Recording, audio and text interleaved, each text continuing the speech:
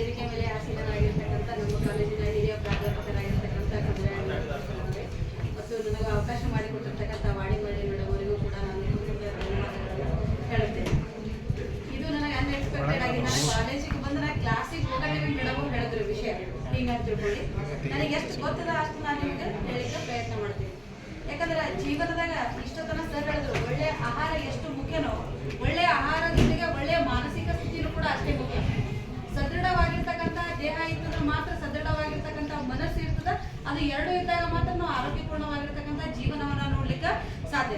ಇವತ್ತು ಪ್ರತಿಯೊಬ್ಬರು ನೋಡ್ರಿ ಎಲ್ಲರೂ ಒಂದಿಲ್ಲ ಒಂದು ಸ್ಟ್ರೆಸ್ನ ಇವತ್ತು ಬಳಲ್ತಾ ಇದ್ದಾರೆ. ಒಂದಿಲ್ಲ ಒಂದು. ಯಾಕಂದ್ರೆ ಜೀವನದಾಗ ಎಲ್ಲರಿಗೂ ತೊಂದರೆಗಳದಾವ. ಜೀವನದಾಗ ಎಲ್ಲರಿಗೂ ತೊಂದರೆಗಳವಂದ್ರೆ ಆ ತೊಂದರೆಗಳಿಗೆ ಕಾರಣನೂ ಕೂಡ ಅದೇ ಮನುಷ್ಯನೇ ಅದ. ನಾವು ಕಾಲೇಜಿಗೆ ಲೇಟ್ ಮಾಡಿ ಬಂದು ಹೊರಗೆ ನಿಂತ್ಕೊಳ್ಳಿ ಸರ್ ಬೈತಾರಂತ ಕಾರಣ ನಾವು ಲೇಟ್ ಮಾಡಿ ಹೇಳೋದು. ಅದಕ್ಕೆ ಕಾರಣ ಮತ್ತು ಅಲ್ಲೇ ಇರ್ತದೆ. ಯಾವ ವ್ಯಕ್ತಿ ಒಂದು ಪ್ರಾಬ್ಲಮ್ ಸಫರ್ ಆಗ್ತಾನಲ್ಲ ಆ ಪ್ರಾಬ್ಲಮ್ ಇಂದ ಸಫರ್ ಆಗ್ಲಿಕ್ಕೆ ಇರ್ತಕ್ಕಂಥ ರೀಸನ್ ಕೂಡ ಕಾರಣ ಯಾವ್ದಂದ್ರೆ ನಾವು ನಮ್ ಸಲಕ್ಕೆ ಟೈಮ್ ಕೊಡದೇ ಇರ್ತಕ್ಕಂಥದ್ದು ಮೇನ್ ರೀಸನ್ ಅಂತ ಹೇಳ್ಬೋದು. ಯಾಕಂದ್ರೆ ಬೆಳಗ್ಗೆ ಹೇಳಲ್ಲ, ಯಾರು ವಾಕಿಂಗ್ ಅಂತೂ ಮೊದಲೇ ಹೋಗಲ್ಲ. ವಾಕಿಂಗ್ ಮಾಡೋದಕ್ಕಿಂತ